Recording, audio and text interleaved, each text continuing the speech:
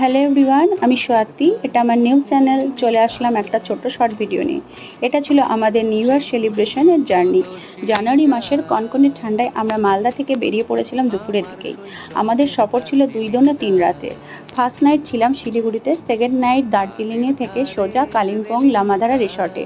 লামাদারা যাওয়ার ও থাকার এবং কেমন করে এনজয় করেছিলাম সেটা তোমাদের সাথে শেয়ার করব নেক্সট ভিডিওতে।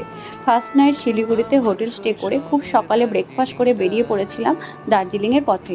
সারা রাস্তায় বাইকে বসে ভিউ দেখতে দেখতে কখন মুগ্ধ হয়ে পৌঁছে যাই আমাদের প্রিয় শহর দার্জিলিংয়ে। পথে পেয়ে যাই আমাদের টয় ট্রেনকে। টয় ট্রেনের সাথে সাথে চলতে পৌঁছে যাই ঘুম স্টেশনে। সেখানে দাঁড়িয়ে ঝট করে তুলে নিই কিছু সেলফি। আমার এই ভিডিওটা তোমাদের ভালো লাগলে একটু লাইক কমেন্ট সাবস্ক্রাইব করে দিও প্লিজ। Thank you everyone.